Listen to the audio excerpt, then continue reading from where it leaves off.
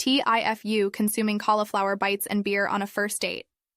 Yesterday, I drove 6 hours to meet a guy I met online and was pretty jazzed about. We went for a walk, went out to a local brewery, sat outside, enjoyed some cauliflower bites and a couple beers while watching the sunset. We really hit it off, in conversation and in sharing some physical intimacy. We took things back to his place where things got hot and steamy in more ways than one. Fast forward to the middle of the night, and I kept waking myself up to my own asshole, ripping it multiple times, waking us both up each time it happens. I was in a half-lucid state, so I'd rip one, apologize, then roll back over and repeat. No thought or effort to go to the bathroom and release some pressure. It was the kind of gas you just can't hold in. I addressed it in the morning and stated how embarrassed I was. He said he was kept up by my gas, and that I also snored. We had a great breakfast, shared some smiles and laughs. Our date was wonderful, but my unconscious unsexy conduct has been haunting me since. FML TLDR. I ate cauliflower, drank beer, and tooted the night away beside a new love interest. TIFU. I forgot to add water to ramen noodles before I microwaved them. Today, I really fucked up. I don't know if I'm distracted or what, but I did something so stupid, it could have started a fire. Earlier today, I was hungry, and it was lunchtime, so I went to the kitchen to make something. Not wanting to do a lot of work, I just grabbed microwavable ramen noodles from the pantry and put them into a bowl. I was trying to do many things at once, like make lunch, grab something else, and fill my water bottle for later. I grabbed a bowl and put the noodles in the bowl. Because I had so much on my mind at once, I just put the bowl in the microwave and turned it on. I wasn't thinking of anything at that moment, but when it was done, the microwave was full of smoke. It also stunk. I quickly closed the door, thinking that the microwave had something else burned in it. I walked into my room to get my water bottles and fill them up for later. When I came out and turned on the tap, I realized that this was the first time I turned on the tap. I put my water bottles down, walked over to the microwave, and there was this black spot on the noodles. I quickly ran to the sink and tried to cool down both the noodles and my bowl.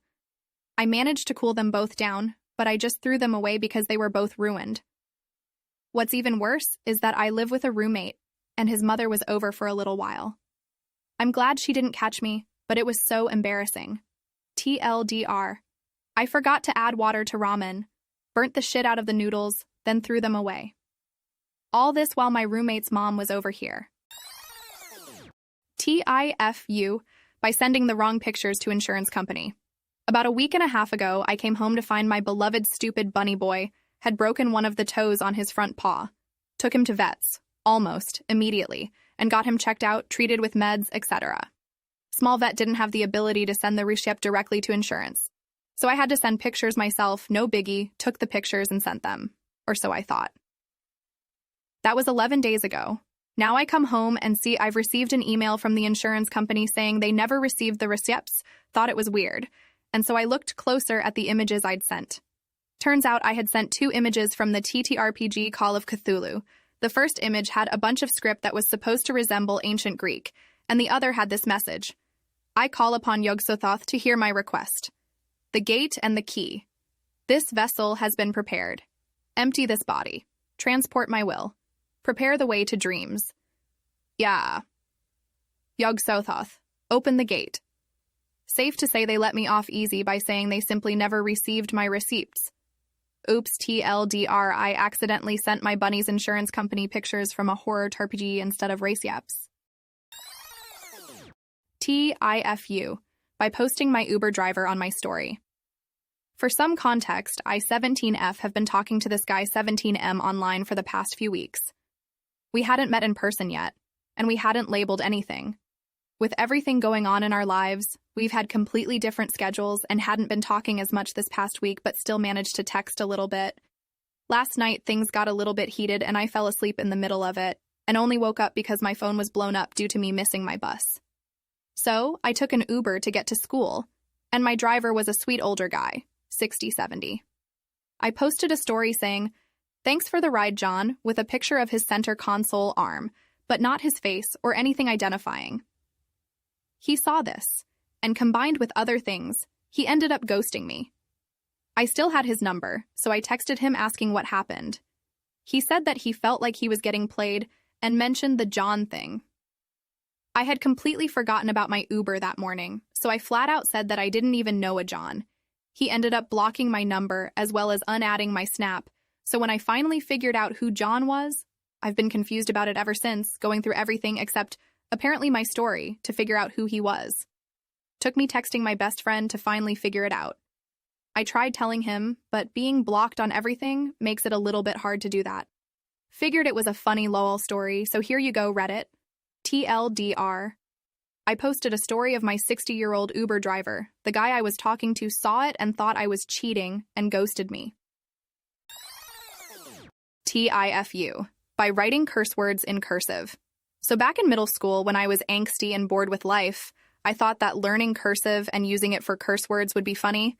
Anyway, I've carried that into my adult life, and I still do it if I'm stuck on hold with some customer service or get annoyed and just want to air out the not nice words. Well, as you can guess, I was on hold and dealing with some stressful information pertaining to my education, and had written like 3 pages worth of just insults, a lot of MFers and F-bombs and whatnot, and then just left my notebook lying around the apartment I share with my boyfriend. Cut to my boyfriend getting home, I'm in the shower, and he knocks on the door, and the conversation goes like this.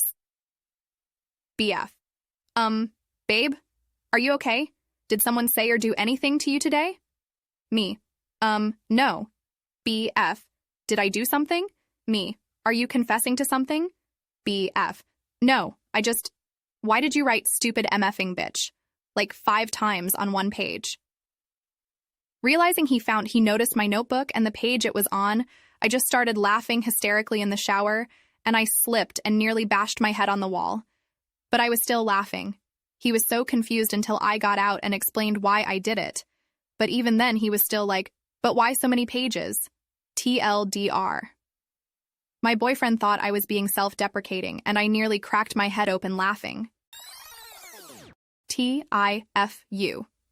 By going to sleep in my own bed. So, this happened 2 nights ago. I now have a concussion, but it does make a good story. Currently on lots of pain meds.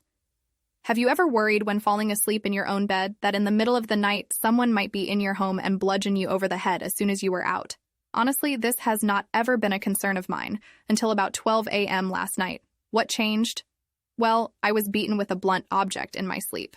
That's what changed. It started as a pretty normal night. My wife and I went to sleep around 11 as usual. We settled in. Spouse, laying on her side, cuddled up close to me and I on my back next to the wall with a CPAP mask on. Just as I was really asleep, wham, crack, pain. Something slammed hard right into my forehead. Liquid pouring over me cut through the fog of sleep combined with head trauma. Neither one of us knew what had happened in those first seconds. Then reaching up in the dark for the object now laying on me, I had it. No burglar, earthquake, or rabid bat on the loose. We've had that last one before. It was the CPAP machine. We'd gone months without incident, but all we can figure is while cuddling in her sleep, Becky must have become entangled in the air tube, then turned over on her back fast. The result was a barely subsonic 4-pound block of plastic and water hurtling at my head. Needless to say, as someone with sleep issues already, it took quite some time before I was able to sleep again. So here I am this morning, nursing one more concussion, and what were the risk factors this time? Sleeping in bed with my spouse while using a CPAP machine, a machine I now use solely because I've already had so many other concussions that I stopped breathing at night without it. So, where's the FU? How is this my fault? Well, everything above is true, but it's not the whole truth. Here's the rest of the story. It happens that my wife is weak on one side of her body due to a rare subset of MS. To help her out, we recently significantly lowered our bed and added a handicap bar on my side of the bed in addition to the one already on hers. The rail on my side mounted to the wall. I built a deep hardwood shelf to put my CPAP on so the space would be clear for her movement. Put it up a couple of feet higher, which makes for more freedom of movement without the tube laying flat. Fine so far. I also stained this shelf and let it dry for a few days before use. Moved my CPAP to a newly made shelf on the wall about 2 weeks ago. First night of use, despite the drying time, the machine was still sucking in stain fumes. Here's the FU, so I flipped it around and moved it to the edge of the shelf. No problem. We never tangle in the tube. Except, It eventually did happen as described above. The added height, plus the placement of the machine right on the edge of the shelf, were the perfect storm for one more concussion. TLDR, built new elevated shelf. Rearranged CPAP near the edge of the shelf. Wife gets entangled in her sleep and sends CPAP flying into my head for my, count them, 12th concussion. And now I'm going down for a nap. TIFU, by calling out a married man for hitting on me. So, obligatory, this wasn't today, and was actually a few years ago. I was just painfully reminded of it today. I met a guy who was a friend of a friend while on a night out. We seemed to get on pretty well and shared a kiss or two. Fast forward to a couple of days later, and the guy texts me saying he would love to take me on a date, and maybe even grab a hotel room after if things go well.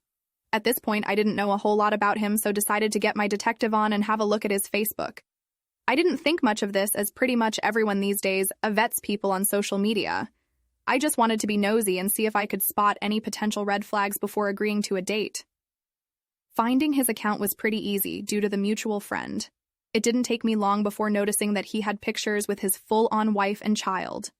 As in, wedding pictures and soppy posts about how much he loved her, etc. Needless to say, I was absolutely disgusted that someone would try and betray their partner's trust like that, so I thought I would give him a piece of my mind. I texted him to let him know that I found his Facebook, which meant I could see he was married, and I thought it was pretty disgusting. He replied with laughing faces, which angered me further, and prompted a series of questions, to which he responded, "I do not have a wife. She passed away last year." This was also confirmed by the mutual friend, who I should have probably asked first, in hindsight.